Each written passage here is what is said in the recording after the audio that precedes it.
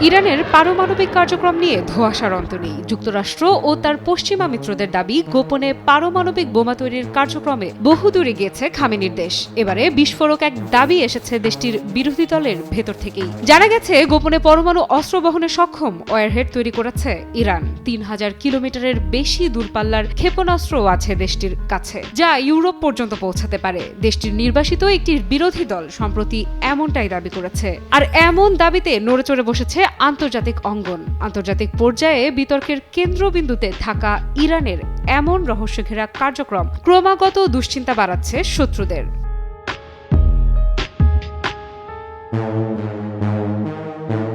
ইরানের জাতীয় প্রতিরোধ পরিষদ এনসিআরআই বলছে, ইরান উত্তর পূর্বাঞ্চলীয় শাহরুদ ক্ষেপণাস্ত্র স্থাপনায় ৩,০০০ কিলোমিটার পাল্লার কঠিন জ্বালানি ক্ষেপণাস্ত্র এর জন্য পরমাণু ওয়ারহেড তৈরি করেছে। এই ক্ষেপণাস্ত্রের পাল্লা এতটাই বিস্তৃত যে এটি ইউরোপের বিভিন্ন স্থানে পৌঁছাতে পারে। দাবি করা হচ্ছে, ইরান ইতোমধ্যে তাদের পরমাণু অস্ত্র কর্মসূচি সুসংহত করার জন্য একটি বিশেষ প্রতিষ্ঠান organisation for advanced defence research বা ASPND এর মাধ্যমে এই প্রকল্পের পরিচালনা করছে। তবে ইরান সরকারের পক্ষ থেকে এসব অভিযোগ অস্বীকার করা হয়েছে। তাদের দাবি, তারা শুধুমাত্র শান্তিপূর্ণ বৈজ্ঞানিক গবেষণা চালাচ্ছে। যদিও বিরোধী দল এবং আন্তর্জাতিক গোয়েন্দা সংস্থাগুলো ইরানের পরমাণু কার্যক্রম নিয়ে সন্দেহ প্রকাশ করছে।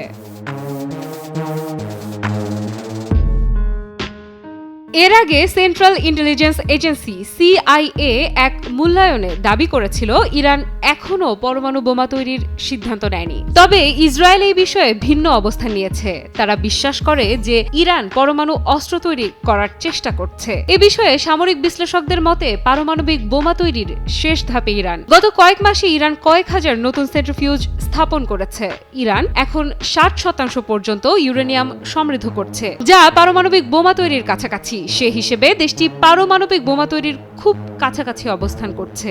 IAEA এর প্রতিবেদন অনুযায়ী, ইরানের একাধিক পারমাণবিক বোমা তৈরি করার মতো পর্যাপ্ত ফিসাইল উপাদান আছে। আফ্রিদা ইফরাত, নিউজ 24।